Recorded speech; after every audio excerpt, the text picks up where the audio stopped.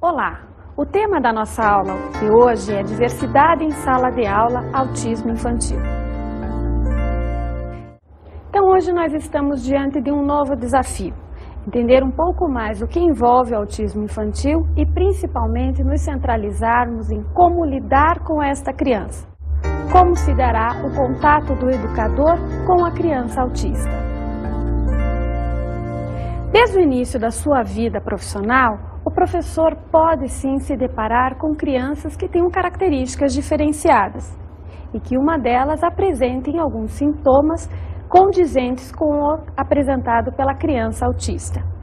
Isso porque as crianças elas estão muito presentes no contexto educacional desde muito pequenas.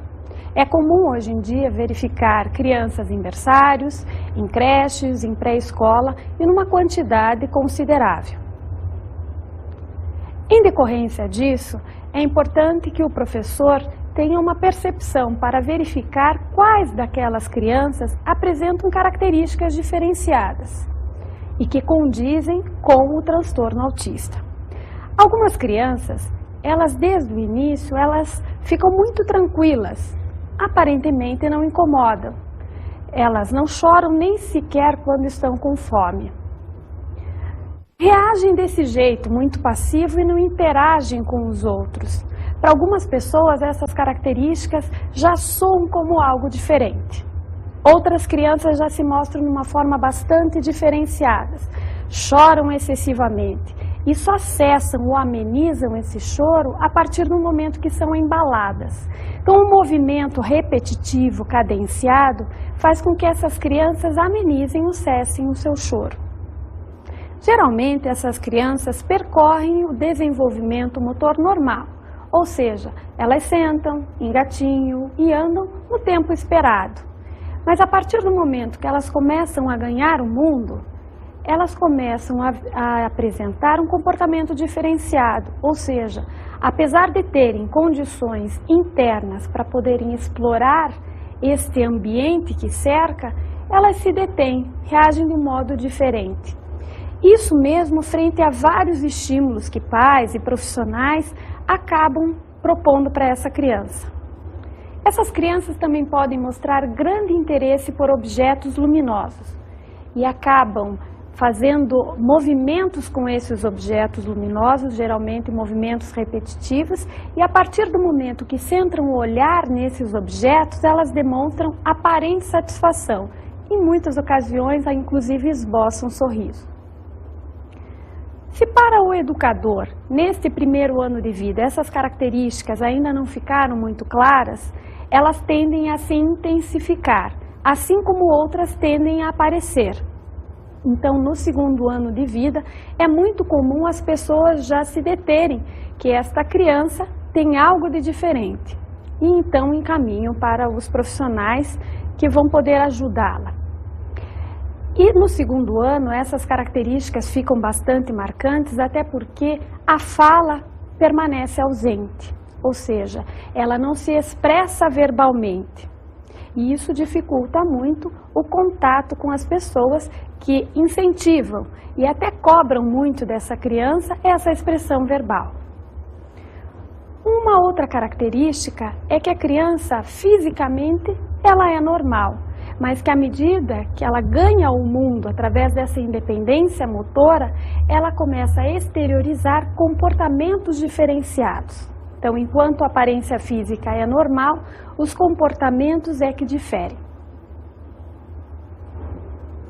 A partir desse momento, nós começamos a verificar alguns aspectos que dizem muito de características. Nós, até o momento, abordamos em termos teóricos.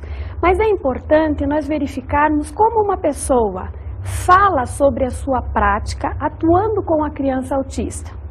E um outro ponto que nós precisamos verificar nesse perfil do professor diz respeito à implicação.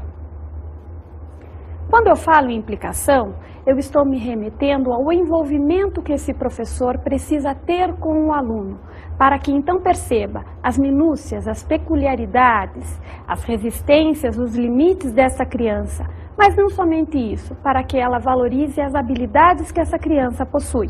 A atenção persistente é uma outra característica fundamental, ou seja, o professor precisa estar atento às principais condições que este aluno apresenta, ao que realmente está acontecendo em cada momento. Isso para que ele verifique as reais necessidades deste aluno e para que norteie o encaminhamento da sua prática profissional. Uma outra característica a qual o profissional precisa estar atento é a adequação da função. E quando eu falo na adequação da função, eu preciso me remeter a dois pontos.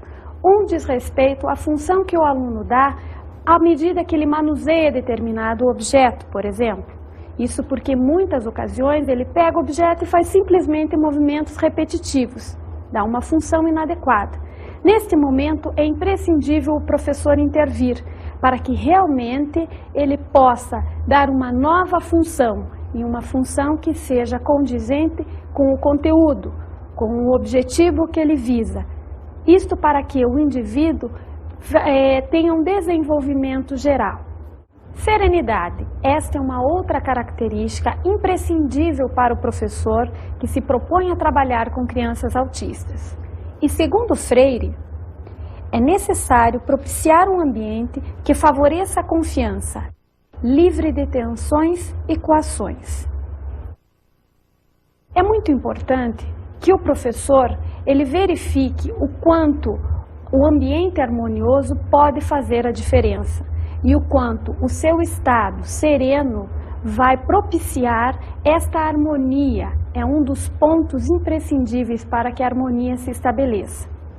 É claro que em muitas ocasiões ele vai ficar irritado, angustiado, até porque estando numa sala junto com várias crianças que têm histórias de vidas diferentes e que se posicionam de modos diferentes, isso é possível de acontecer. Mas é imprescindível que ele retome a sua serenidade para que esse ambiente retome a harmonia. Uma outra característica é a segurança. O aluno precisa verificar que o professor está seguro. E para que isso aconteça, é importante que ele aborde e desenvolva dois grandes pontos. Um que diz respeito ao seu autoconhecimento. A partir do momento que ele tem noção dos seus limites, das suas fraquezas, do seu potencial, das suas habilidades, ele pode sim aproveitar e fazer bom uso disso tudo.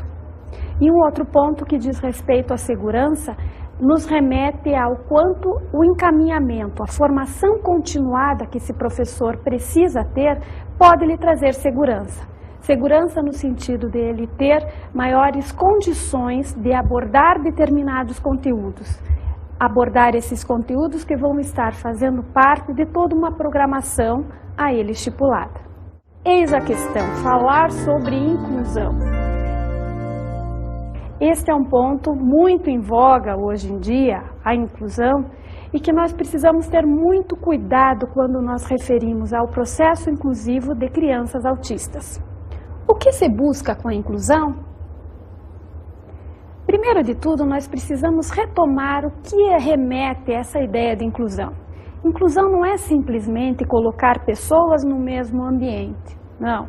Envolve sim a inserção, mas principalmente o quanto essas crianças com necessidades, demandas, possibilidades e potencialidades vão estar apresentando à medida que elas estiverem envolvidas, realmente implicadas com uma determinada proposta, num determinado contexto. Além de pensar sobre o que é inclusão, nós precisamos hoje pensar sobre os tipos de inclusão. Primeiro ponto, quando se refere à criança autista, é pensar numa inclusão social. Ou seja, essa criança apresenta dificuldades de interagir, isolamento, dificuldades na expressão verbal, N características, e N características que dizem respeito a possibilidades que ela teria de estar no meio em que vive. Isso nos remete à seguinte questão: tem dificuldade sim de estar no contexto onde ela está inserida. Por isso, ir até um parque, ir até um shopping, a um supermercado, é muito importante. Para algumas pessoas pode parecer pouca, mas iniciar com um processo inclusivo, gradativo, e focalizando a inclusão social é muito importante. Um outro ponto que se busca é a aproximação dessas crianças com o ensino regular. Isso pode ser feito gradativamente, a partir do momento que o professor começa a verificar as reais competências, as habilidades desta criança especial, para que então aposte numa atividade complementar, numa atividade diferenciada onde as habilidades dessa criança vão ser ressaltadas. Atividades como participar de um recreio dirigido, junto com crianças consideradas normais e no ensino regular. Uma outra proposta é participar de atividades musicais, a partir das quais ela possa expressar o seu potencial e ser destacada pelas suas reais habilidades. Falar sobre inclusão é muito importante e esta inclusão precisa começar em casa. Que os componentes da família aceitem essa pessoa especial, para que então os demais que venham a conviver com ela também possam aceitá-la. Para abordar isso, nós vamos escutar agora uma história, adaptada do livro Alguém Muito Especial, de Miriam Portela.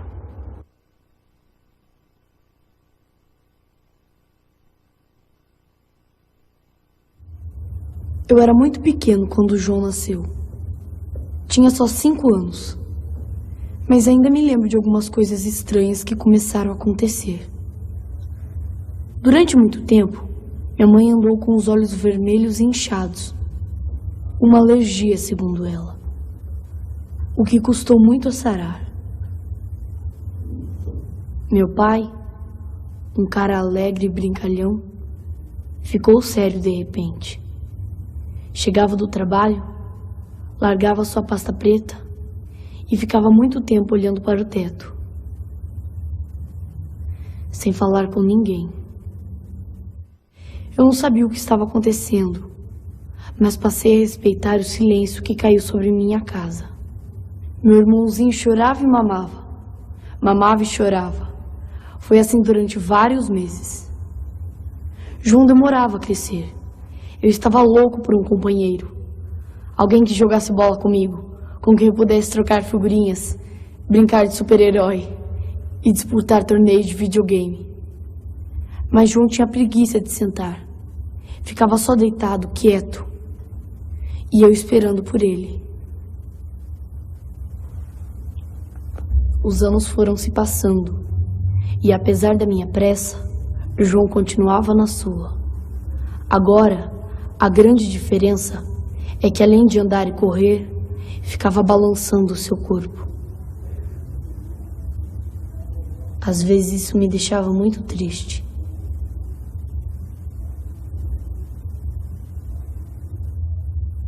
Meu irmão entrou para a escola, mas não era uma escola como a minha. Até parecia que alguns alunos eram meio parentes. Isso porque preferiam ficar no seu canto, fazendo uns movimentos diferentes, e olhavam de um modo muito parecido com o do João. Eu pensava, esses devem ser meio irmãos do meu João, mas eles também não me davam bola. Me acostumei a brincar ao lado do meu irmão, sem contar muito com ele. Era um parceiro mudo. Eu falava e às vezes respondia.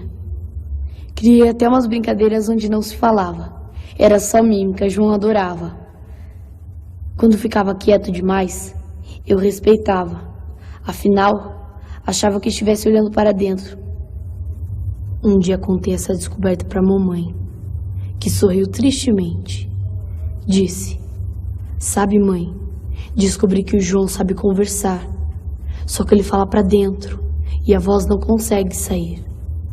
Nesse mesmo dia, à noite, escutei meus pais dizendo que já era tempo de falarem comigo sobre meu irmão. Pensei, mas o que eles podiam me contar que eu já não soubesse?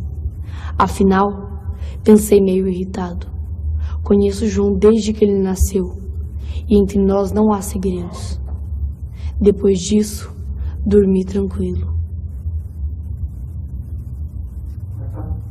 Através dessa história, nós pudemos ver o peso que tem um laço, a construção de um laço entre pessoas que têm características diferentes, mas que podem sim participar de um processo inclusivo. e o quanto isso pode ocorrer de modo bastante natural.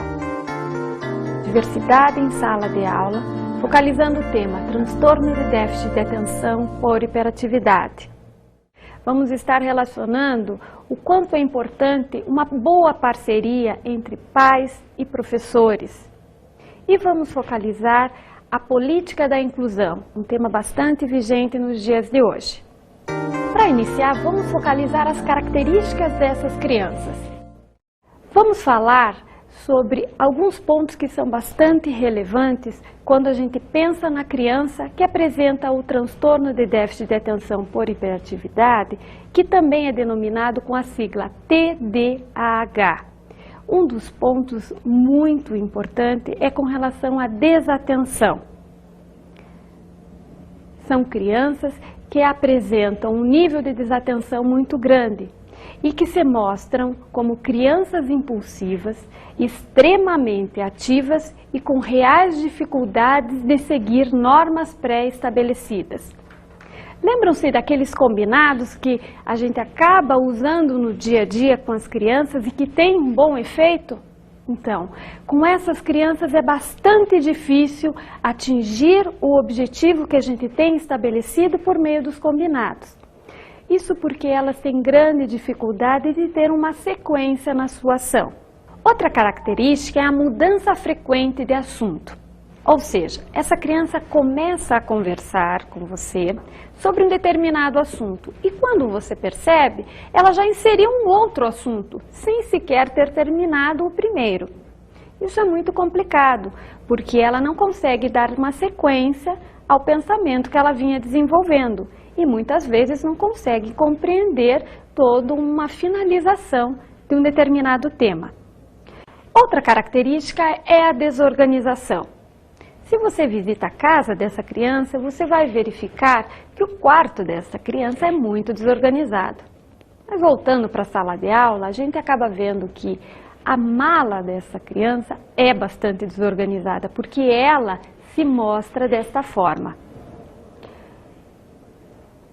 Outro ponto que é importante a gente destacar, que em função desta desorganização, ela perde materiais constantemente. Então, essa perda de materiais constantemente ocorre em função de que ela acaba esquecendo em vários lugares, ela não tem cuidado com os próprios objetos pessoais.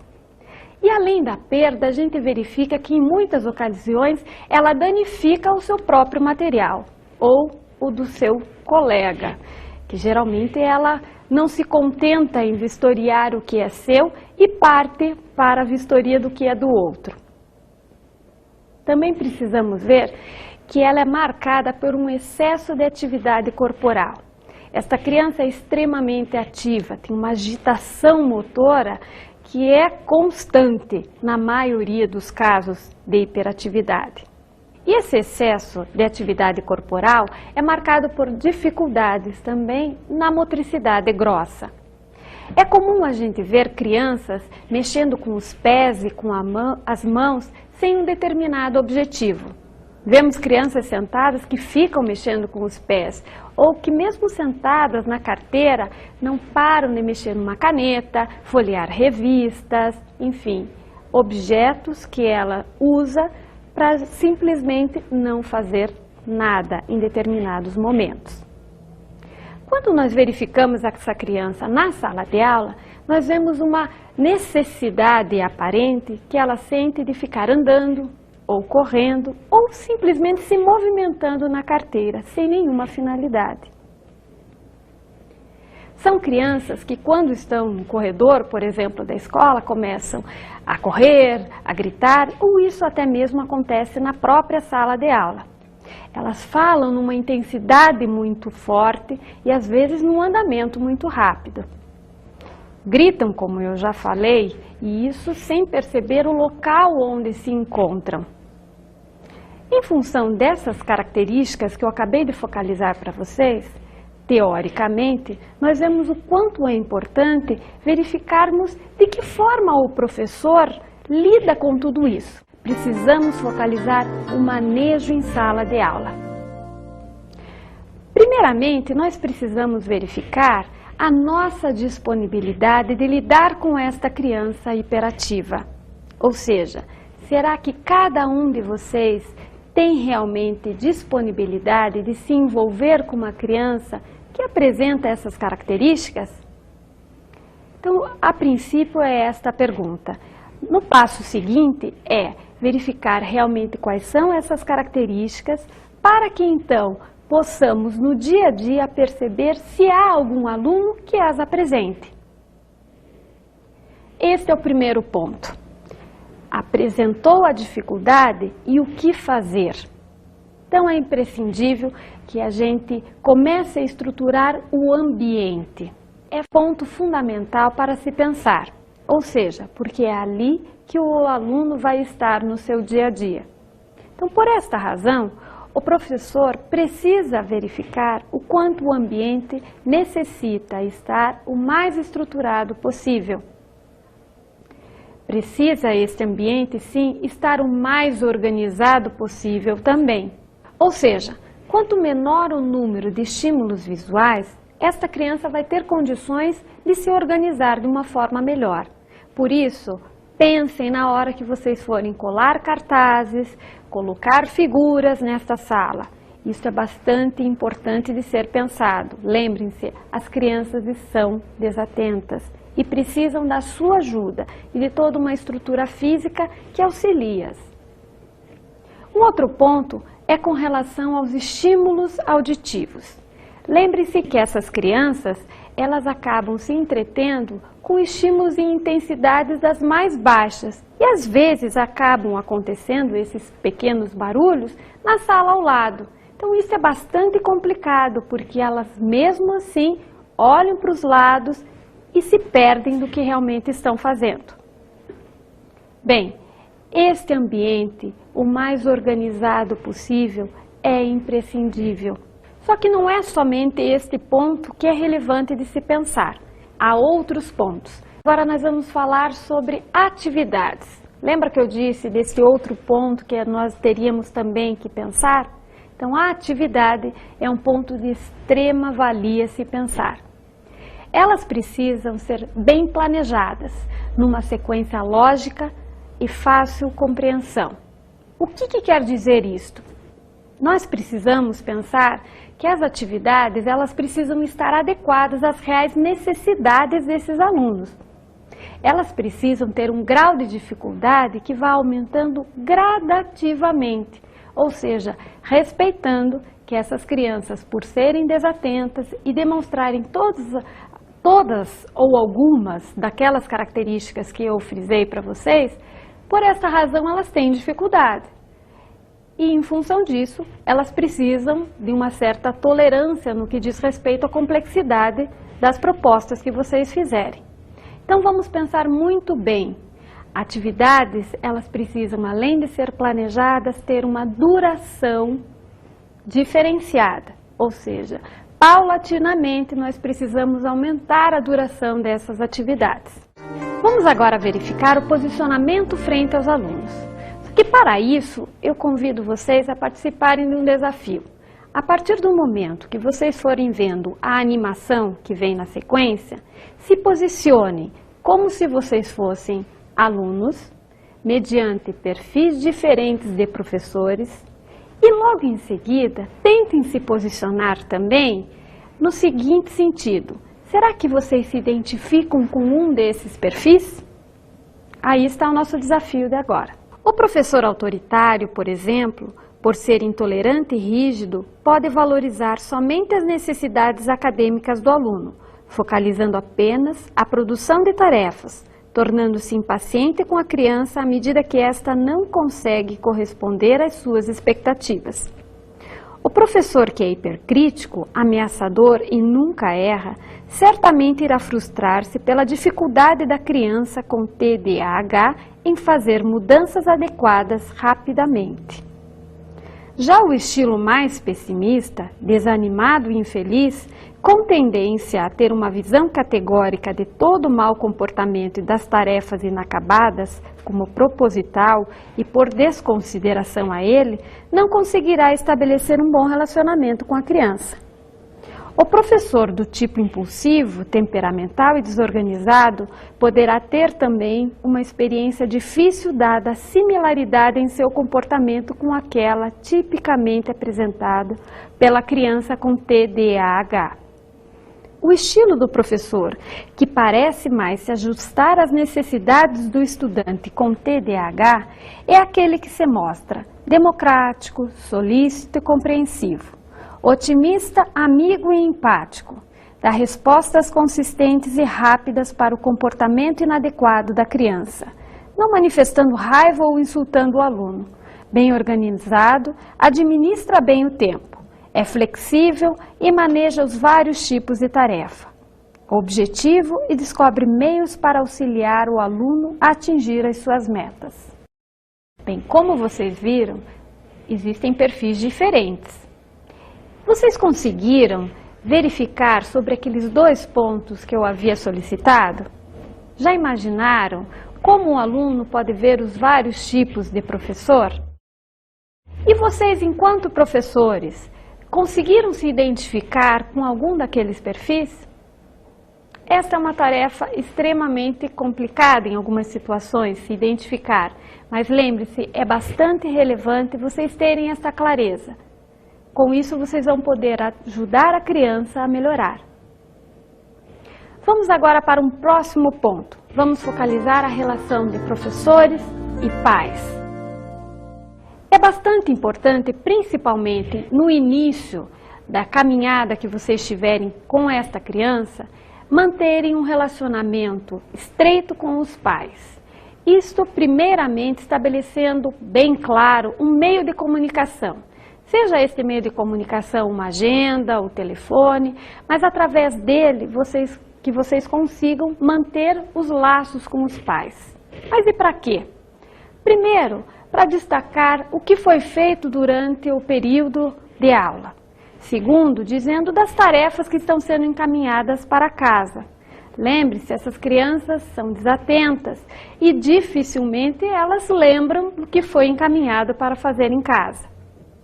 Pensem também que é uma ótima oportunidade de vocês estarem colocando o que essa criança fez de bom. Lembre-se que a autoestima desta criança é rebaixada e por isso todo estímulo, todo incentivo para um lado bom será imprescindível.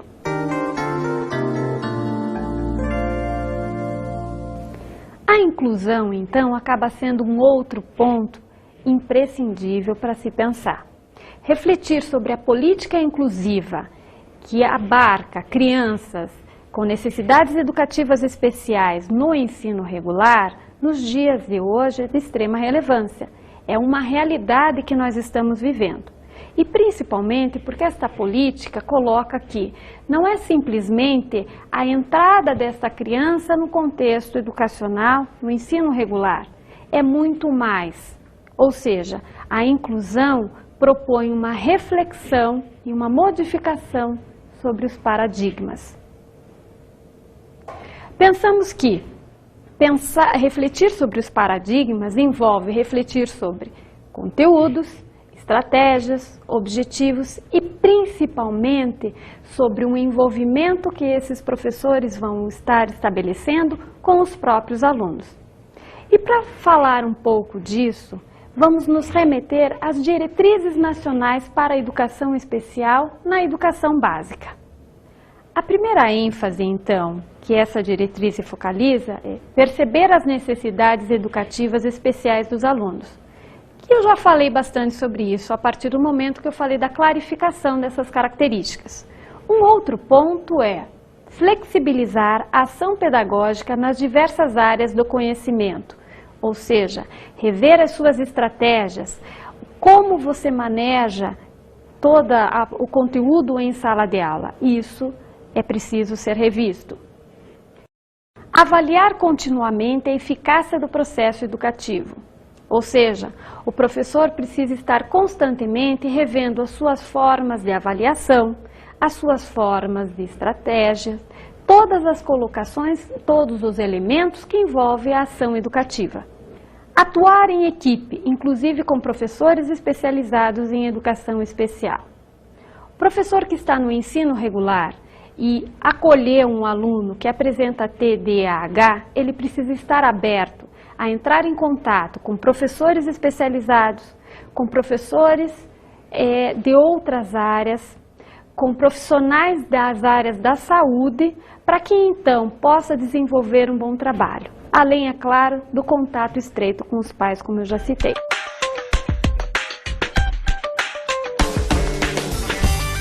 Uma boa fonte de informação sobre o tema é o Manual Diagnóstico e Estatístico de Transtornos Mentais. Esse manual médico traz diversas explicações sobre transtornos mentais. Aborda diagnósticos e tratamentos utilizados pela Associação Americana de Psiquiatria.